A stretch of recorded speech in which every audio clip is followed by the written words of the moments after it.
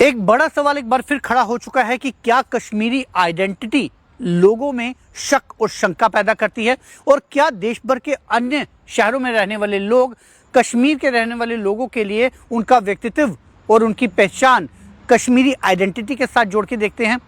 एक ये बड़ा सवाल इसलिए उठ चुका है क्योंकि महाराष्ट्र में एक ऐसी घटना घटी है जिसमें आरोपों के मुताबिक महाराष्ट्र एक होटल मालिक ने कश्मीर के रहने वाले एक व्यक्ति को इसीलिए कमरा खाली कर देने के लिए कहा क्योंकि वो कश्मीर के रहने वाले थे और उनकी आइडेंटिटी के साथ कश्मीरी आइडेंटिटी जुड़ी हुई थी। दरअसल ये मामला महाराष्ट्र का है और भाजपा के को मीडिया इंचार्ज के बताए जा रहे साजिद यूसुफ शाह जो कि महाराष्ट्र में किसी काम को लेकर गए थे और उन्होंने छत्रपति संभाजी नगर में एक होटल में चेक इन किया और उन्हें एक कमरा दिया गया। उस कमरे को चेक इन करने के बाद करीब 1 घंटा वो उस होटल में बिताते हैं और उसके बाद अचानक से होटल का स्टाफ उन्हें आकर कहता है कि आपको ये कमरा खाली करना पड़ेगा। साजिद यूसुफ शाह का यह आरोप है कि उन्हें 1 घंटे के बाद इसलिए कमरा खाली करने के लिए कहा गया क्योंकि वो कश्मीर के रहने वाले हैं और उनकी आइडेंटिटी के साथ कश्मीरी जुड़ा हुआ था, जिस वजह से होटल वालों ने उनके साथ इस तरह की बदसलूकी की है और उन्हें 1 घंटा बिताने के बाद कमरा खाली करने को कह दिया गया। हालांकि इस बात में कितनी सच्चाई है ये जांच का विषय है और इस चीज़ को लेकर साजिद यूसुफ शाह जो है उन्होंने सोशल मीडिया का सहारा लेते हुए ट्विटर पर भी अपनी शिकायत जो है वो दर्ज करवाई और ये शिकायत उन्होंने prime minister office, home minister Amit Shah और चीफ मिनिस्टर महाराष्ट्र के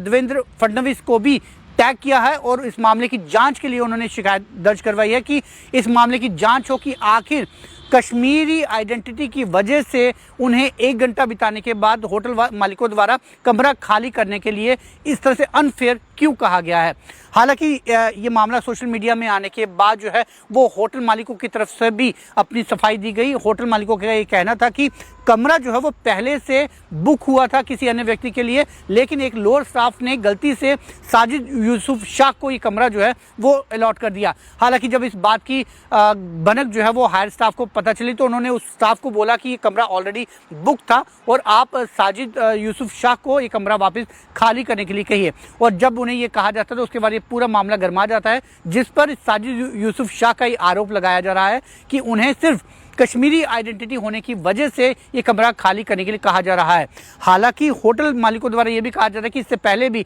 कश्मीर के कई लोग उनके होटल में विजिट कर चुके हैं, लेकिन आज तक ऐसा मामला उनकी तरफ से नहीं किया गया। लेकिन एक स्टाफ की गलती की वजह से वो कमरा जो है जो ऑलरेडी सोल्ड आउट था उस कमरे को गलती से यूसुफ शाह को जो है वो दे दिया गया। हालांकि मामला कुछ भी हो, ये मामला विचाराधीन है और इस मामले पे शायद कार्रवाई भी हो, लेकिन ये साफ तौर से जाहिर है कि होटल मालिकों के अपने अंदरूनी स्टाफ और अंदरूनी एडमिनिस्ट्रेशन की गलती की वजह से ये मामला जो है वो प्रकाश में आया। हालांकि अब इस मामले में कितनी सच्चाई होटल मालिकों के द्वारा है और कितनी साजिद यूसुफ शाह के लगाए गए आरोप जो है वो सिद्ध साबित होते हैं ये तो विचाराधीन है, लेकिन इतना साफ ज़रूर है कि इस एक सवाल के साथ एक बड़ा सवाल ज़रूर खड़ा हो चुका है कि क्या धारा 370 हटने से पहले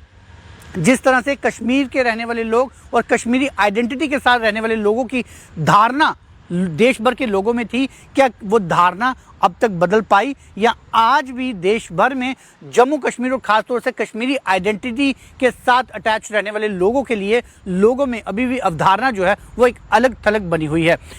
आपका क्या मानना है, आपका क्या सोचना है, कमेंट बॉक्स में अपनी राय ज़रूर दीजिएगा। फिलहाल इस तरह की खबरों के लिए आप जुड़े रहिए जेके मीडिया के साथ।